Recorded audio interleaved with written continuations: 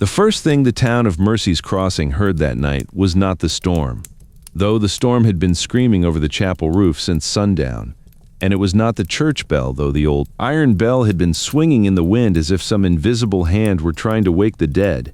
It was 3 small knocks at the front door, so faint that half the people huddled inside thought they had imagined them, until the knocks came again, slower this time, as if whoever stood outside had only enough strength left for one last try. Reverend Abel Whitcomb lifted his lantern and crossed the aisle between the sleeping families, stepping around boots, blankets, and children curled together on the wooden floor, because by then the church was not just a church but the last warm room in town. When he opened the door, the wind threw snow into his beard and nearly blew the lantern out. But in that flash of yellow light, he saw a little girl standing on the step in a man's coat so large it dragged behind her like a burial cloth. She was no more than 8 years old, her lips blue, one mitten missing, her dark hair frozen in strings around her face, and behind her the wagon tracks that had brought her there were already vanishing under the blowing snow, which meant whoever had left her had planned for the storm to hide the evidence. For a moment nobody spoke, because even in a hard frontier town where people buried children every winter and prayed over empty cradles every spring, there was something unnatural about a child, abandoned at God's door without a horse, without a note, and without a tear in her eye. "Child," Reverend Whitcomb said, bending down, "where are your people?" The girl looked past him into the church, where the poor and cold of Mercy's Crossing were gathered around the stove, and her eyes were not the frightened eyes of a lost child. They were the eyes of someone who had seen adults do terrible things and had learned not to waste breath begging them to stop. "They said God would find me here," she whispered, "but God is not the one I came to find." The Reverend carried her inside before anyone could ask another question, and his wife Martha wrapped the girl in a quilt warmed by the stove, but the child kept one hand pressed tight against a small leather pouch tied around her neck, guarding it as fiercely as if it contained her own beating heart. Her name, she said at last, was Clara Bell, and she had been traveling with Silas Greer's wagon from the North Trail, and at the sound of that name the low murmurs inside the church died all at once. Silas Greer owned the only dry goods store, the feed barn, half the freight wagons, and nearly every debt in Mercy's Crossing, which meant he did not have to raise his voice to frighten people. He only had to remind them how much flour they owed him for and how cold their children would be without credit. He had ridden out 3 days earlier with 2 hired men and a covered wagon, claiming he was bringing medicine and coal from Fort Laramie, but no one had expected him back in such a storm, and no one had expected him to return missing a child. Clara drank 3 spoonfuls of broth, then stopped and looked toward the chapel windows where the snow beat against the glass like fingernails. "He will come back for me when he knows I lived," she said, and the quiet that followed was colder than the wind outside. Marshal Jonah Pike, who had been sleeping upright in the back pew with his hat over his eyes, stood slowly and asked why a rich man would abandon a little girl in front of a church during the worst freeze in 12 years. Clara's small fingers tightened around the pouch. "Because I know where the warm spring is," she said. At first no one understood, and a few tired men almost laughed, because a warm spring sounded like a fairy tale told to hungry children. But old Mrs. Harlan, who had lost 2 sons in the high passes, crossed herself and whispered that the Paiute scouts had spoken of such a place years ago, a hidden pool under red stone where steam rose even in the dead of winter. Most had dismissed it as a legend, because men had searched the canyons and found only ice, shale, and bones, but Clara looked at them as if they were fools for doubting what she had seen with her own eyes. "My mother took me there," she said. "Before she died, she made me learn the way." Then she opened the pouch and drew out a strip of yellow cloth, a Black River stone, and a folded scrap of rawhide marked with tiny burned lines, and Reverend Whitcomb saw at once that this was no child's treasure. It was a map made by someone who had been hiding a secret for a very long time. Before anyone could ask where the spring lay, the church door blew open again, but this time it was not the wind alone that entered. Silas Greer stood in the doorway with snow on his shoulders and 2 armed men behind him, his face red from cold and anger, though the smile he gave the room was polished like a knife. "Reverend," he said, "I thank the Lord you found the poor little stray before the wolves did." Clara shrank only a little, but Martha Whitcomb felt the girl's body turn stiff as iron under the quilt. Greer stepped inside without invitation, removing his gloves finger by finger, and explained in a sorrowful voice that Clara had run from his wagon in confusion, that her mother had died on the trail, that the child was feverish and prone to wild stories, and that he would take responsibility for her at once. Every word sounded reasonable, and that was what made it dangerous, because men like Greer never told a lie that could not wear the clothes of truth. The marshal moved between Greer and the girl. "Storm's too bad for travel," Jonah Pike said. "She stays here tonight." Greer's smile did not change, but his eyes shifted toward the girl's closed hand, and Clara noticed, so did the Reverend. "Of course," Greer said softly, "but whatever she has taken from my wagon should be returned before she loses it."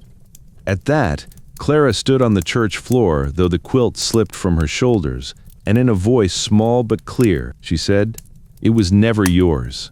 A few people gasped, not because a child had spoken boldly, but because she had spoken to Silas Greer as if he were the thief and she the judge. Greer laughed once, but it came out dry. "Children invent kingdoms when they are afraid," he said, and then he leaned closer, lowering his voice so only Clara, Martha, the Reverend, and the marshal could hear. "Give me the map, girl, and I may yet forget how your mother died." Clara's face went white, and in that instant Reverend Whitcomb knew the storm outside was not the worst thing that had come to his church. Jonah Pike put a hand on his revolver and told Greer to step back, but Greer only raised his palms as if offended by suspicion, wished the church a blessed evening, and left with his men into the snow. No one breathed until the door shut behind him, and then Clara whispered, "He followed us after Mama refused to sell him the spring." Martha knelt beside her, asking what spring could be worth killing. "4." And the girl looked toward the stove where the last pieces of wood were collapsing into red ash. "Not just warm water," Clara said.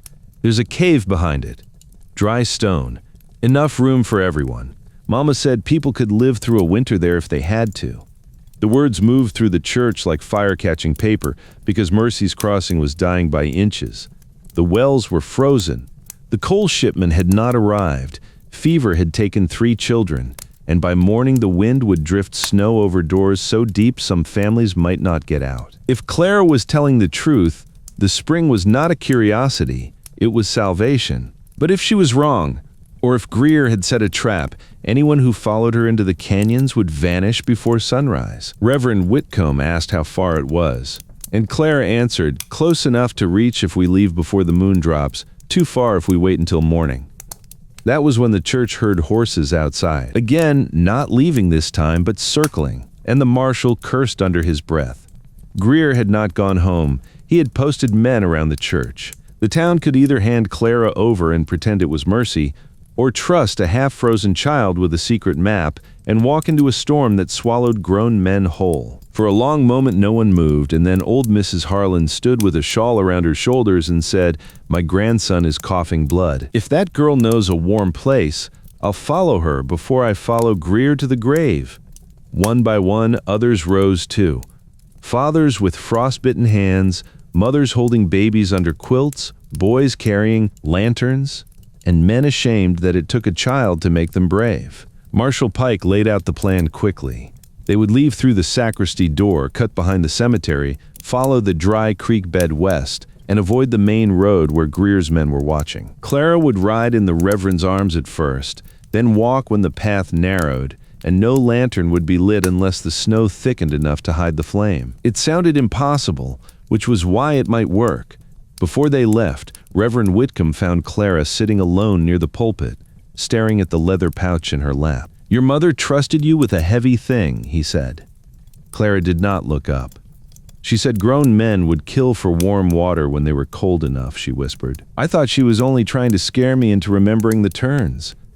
The Reverend wanted to tell her that grown men were better than that, but the lie died on his tongue. They slipped out just after midnight, 32 souls moving like shadows behind the church, with the storm covering their footprints almost as soon as they made them. The cemetery stones leaned under snow, and as they passed between them, Clara suddenly stopped beside an unmarked grave where the drift had sunk inward. Martha asked what was wrong, but Clara only stared at the hollow and said, "Someone dug here today." Marshal Pike brushed away snow with his boot and found not a grave but a hidden crate packed with rifle cartridges and tins of food stamped with the fort's seal. Greer had not failed to bring supplies. He had brought them and buried them behind the church, close enough to control, hidden enough to deny. The discovery changed the fear in the group into something harder, but there was no time to take the food, because from the road came the sharp cry of a horse and the glow of a lantern swinging fast. Greer had discovered they were gone. Clara led them into the dry creek bed where the banks rose high enough to cut the wind, but the snow was deeper there, and each step made a soft, sucking sound as if the earth itself were trying to hold them back. Twice they heard riders above, and twice everyone crouched under the bank while hoofbeats passed so close that loose snow showered down on their heads. A baby whimpered, and its mother pressed the child to her chest with tears on her face, knowing one cry might give them all away. Clara did not tremble then. She watched the canyon walls, counting shapes only she recognized. A split cedar like a forked hand, a black rock shaped like a sleeping dog, a place where the creek bed, bent though no water had flowed there in years. After an hour, the church lights were gone behind them, and the town was nothing but memory.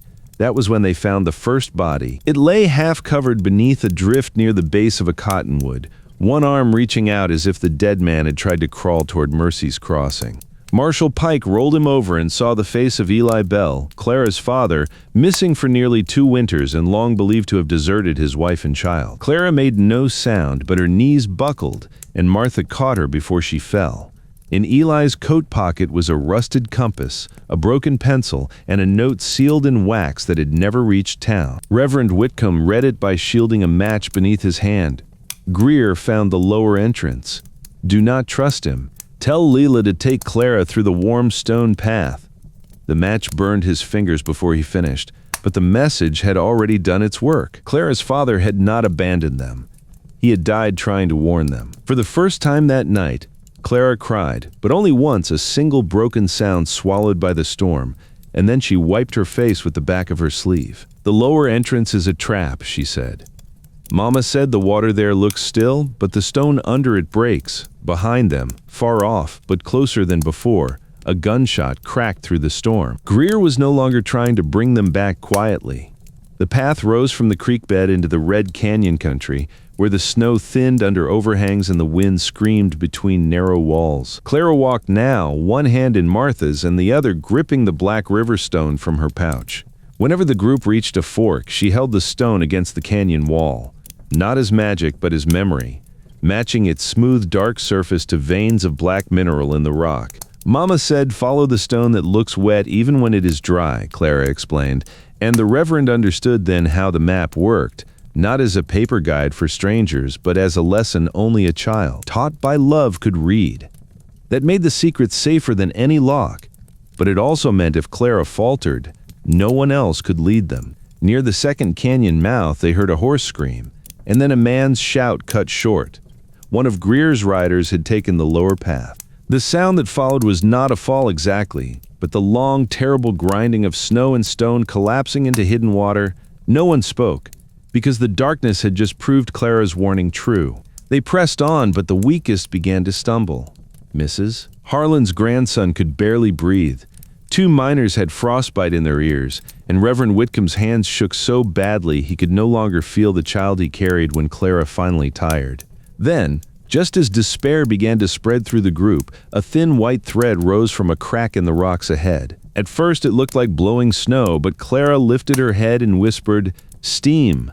The word passed from person to person, and suddenly everyone moved faster. They rounded a wall of red stone and found a narrow cleft no taller than a man's shoulders, hidden behind frozen brush and a sheet of ice that shone like glass in the moonlight.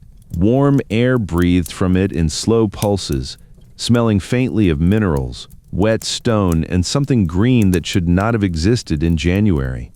Clara smiled for the first time all night. "This is the door Mama used," she said. But before anyone could enter, a voice behind them said, "And this is where the girl stops." Silas Greer stood on the ledge above the canyon with a rifle in his hands and 4 men beside him, their horses steaming in the cold. He looked less polished now, stripped by the storm down to the hunger underneath. "I offered her mother money," he called down. Enough money for a woman like that. She chose pride, and pride put her in the ground. Clara stepped forward before anyone could stop her. "You left me to freeze," she said. Greer shrugged. "No, child. I left you where charity could do what nature would not."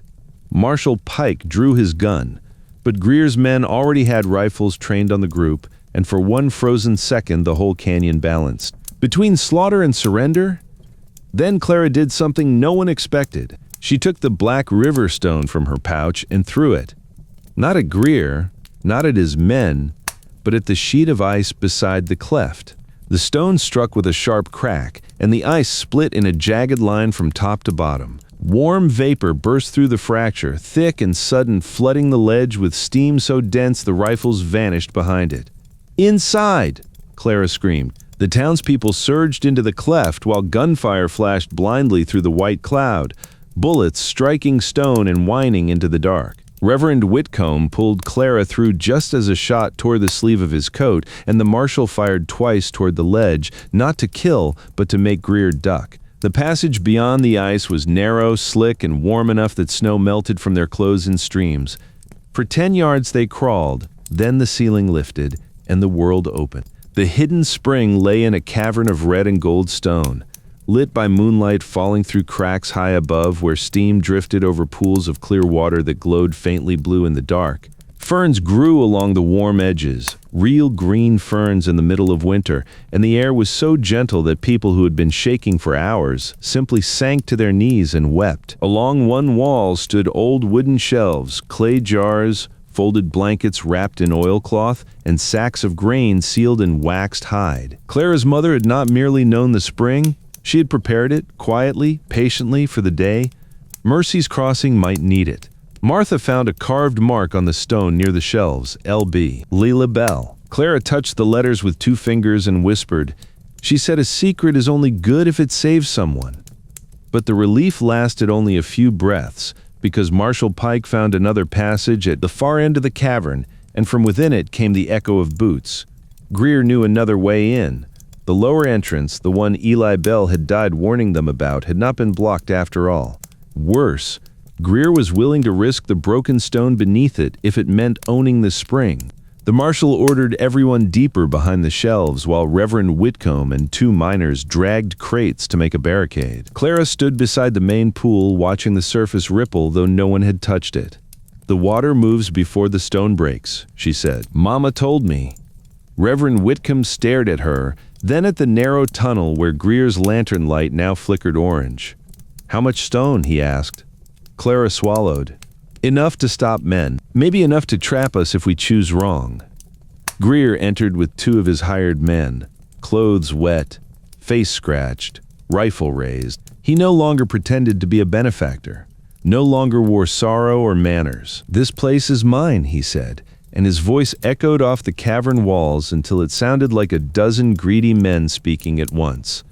"I have teams, papers, money, and men. You have a frightened child and a preacher." Reverend Whitcomb stepped forward, Bible in one hand, though he knew very well leather and scripture did not stop bullets. "You have no claim here," he said. Greer laughed. "Claim is what survives." Then he aimed the rifle at Clara. That was when Mrs. Harlan's grandson, feverish and half delirious, began coughing from behind the shelves, and Greer's eyes flicked toward the sound just long enough for Clara to move.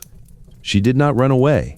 She ran toward the pool, jumped onto a flat stone at its edge, and slammed both heels down exactly where the water had been trembling. The crack that answered was deep, old, and terrible. Greer shouted, realizing too late what she had done. The stone shelf beneath the lower passage split open, and boiling warm water surged upward, not hot enough to burn flesh, but powerful enough to knock a man off his feet.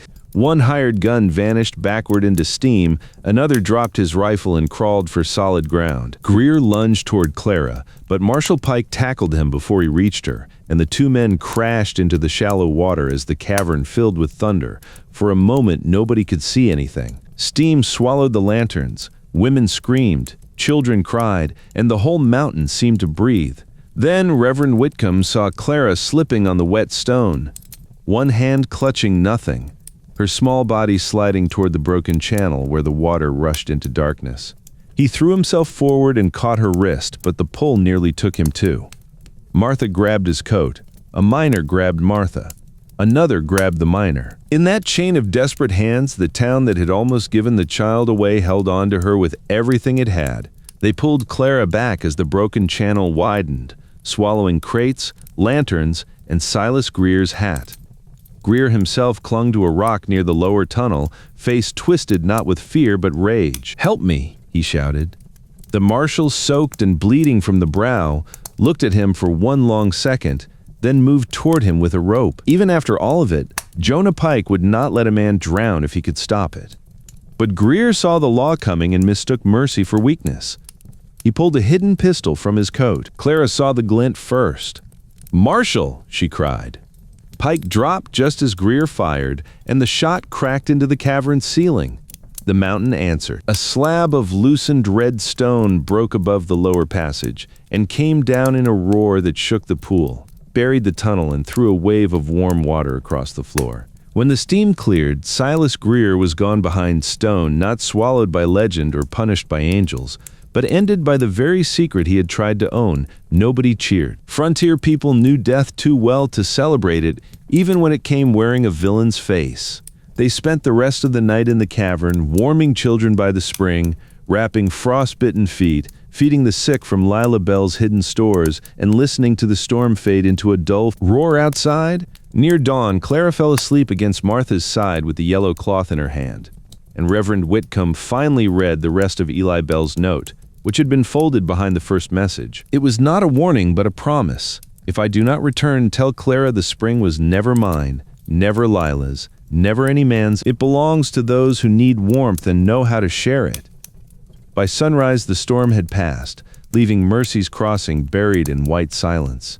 The townspeople returned through the upper cleft with jars of warm water, blankets, and enough grain to keep the weakest alive, while Marshal Pike and the miners uncovered Greer's buried crates behind the church and found not only the missing fort supplies, but letters proving he had delayed shipments on purpose so desperate families would sell him their land before spring.